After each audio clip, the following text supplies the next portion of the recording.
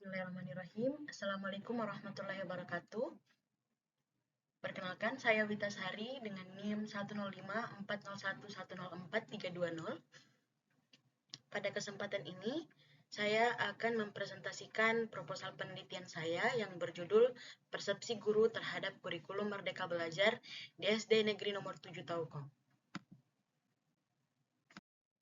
Adapun latar belakang dalam penelitian ini yakni kurikulum Merdeka Belajar yang dicetuskan oleh Menteri Pendidikan dan Kebudayaan pada tahun 2021 perlu dukungan dari guru sehingga persepsi guru memberikan peranan yang penting dalam mendukung terlaksananya kurikulum Merdeka Belajar.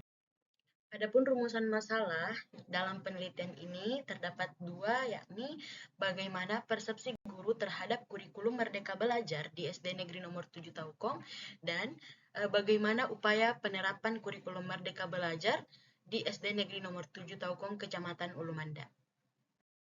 Tujuan penelitian yakni untuk mengetahui persepsi guru terhadap kurikulum Merdeka Belajar di SD Negeri Nomor 7 Taukom, Kecamatan Ulumanda dan untuk mengetahui upaya penerapan kurikulum Merdeka Belajar di SD Negeri Nomor 7 Taukom, Kecamatan Ulumanda. Kemudian ada tiga hal yang menjadi batasan istilah dalam penelitian ini. Yang pertama adalah persepsi, kemudian kurikulum merdeka, dan ketiga adalah guru. Manfaat dalam penelitian ini, yang pertama, manfaat teoritis. Jadi hasil penelitian ini diharapkan dapat menambah wawasan tentang persepsi guru terhadap kurikulum Merdeka Belajar. Kemudian manfaat praktis bagi lembaga pendidikan. Penelitian ini bermanfaat mengenai persepsi guru terhadap kurikulum Merdeka Belajar di SD Negeri Nomor 7 Taukom, Kecamatan Ulumanda. Kemudian bagi guru, penelitian ini diharapkan dapat memotivasi guru untuk terus mengembangkan pelaksanaan kurikulum dan mengajar. Kemudian bagi peneliti, penelitian ini bermanfaat bagi peneliti yaitu dapat mengetahui perbedaan setiap responden mengenai persepsi guru terhadap kurikulum Merdeka Belajar di SD Negeri Nomor 7 Taukom, Kecamatan Ulumanda dan mampu memetik hal positif dari penelitian ini.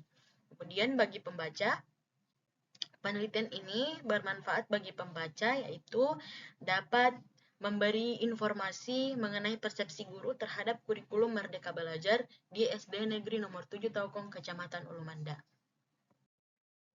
Di dalam kajian pustaka terdapat tiga poin. Yang pertama, persepsi guru, kemudian guru dan kurikulum Merdeka Belajar.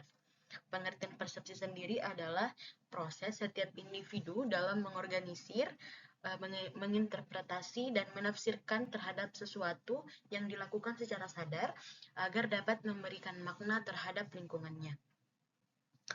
Kemudian adapun indikator persepsi, ada tiga hal. Yang pertama, rangsangan yang diserap individu dari luar dirinya, dan yang kedua adalah pemahaman individu terhadap objek atau fenomena, dan yang ketiga adalah evaluasi yang dilakukan individu terhadap objek tersebut.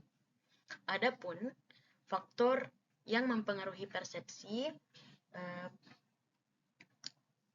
yaitu kepribadian, kemudian perbedaan sikap maupun perbedaan dalam motivasi. Selanjutnya, guru. Jadi guru itu adalah seseorang yang berkewajiban untuk mendidik dan memberikan ilmu pengetahuan yang dimilikinya kepada orang lain. Adapun kompetensi guru, yang pertama adalah kompetensi pedagogik, kemudian kompetensi kepribadian, kompetensi sosial, dan yang terakhir adalah kompetensi profesional. Adapun pengertian kurikulum Merdeka Belajar yaitu kurikulum yang bertujuan untuk menciptakan suasana belajar yang bahagia dan menyenangkan. Dalam konsep Merdeka Belajar, guru dan peserta didik adalah objek dalam sistem pembelajaran. Jadi dalam Merdeka Belajar itu menekankan adanya kemerdekaan dan keleluasaan bagi lembaga pendidikan dalam mengeksplor secara maksimal kemampuan dan potensi yang dimiliki peserta didik, baik secara alamiah maupun kemampuan, dan potensi yang beragam. Peserta didik harus bebas dan berkembang secara natural dengan pengalaman langsung yang menjadi rangsangan terbaik dalam pembelajaran. Adapun karakteristik Merdeka Belajar yaitu Merdeka Belajar ini merupakan kurikulum yang bersifat membebaskan, dalam artian bahwa guru dan peserta didik dapat lebih kreatif dan inovatif dalam pembelajaran serta sebagai pengembangan soft skill bagi peserta didik. Adapun hambatan dalam pelaksanaan Merdeka Belajar, yang pertama adalah sumber daya manusia, sarana dan prasarana, dan kemudian pola pikir. Adapun penelitian yang relevan dengan penelitian ini, yang pertama adalah penelitian oleh Sunarni dan Karyono pada tahun 2023 dengan judul Persepsi Guru terhadap implementasi kurikulum Merdeka Belajar di sekolah dasar. Jadi hasil dari penelitian ini yaitu guru memiliki persepsi yang positif dan mengapresiasi terhadap implementasi kurikulum Merdeka Belajar di sekolah. Ada beberapa kelebihan yang dirasakan oleh guru, yaitu guru lebih kreatif dan berkembang, kemudian pembelajaran dapat lebih menyenangkan, pembelajaran diarahkan pada kebutuhan peserta didik, dan pembelajaran pada kurikulum Merdeka Belajar diarahkan kepada model pembelajaran berbasis student center.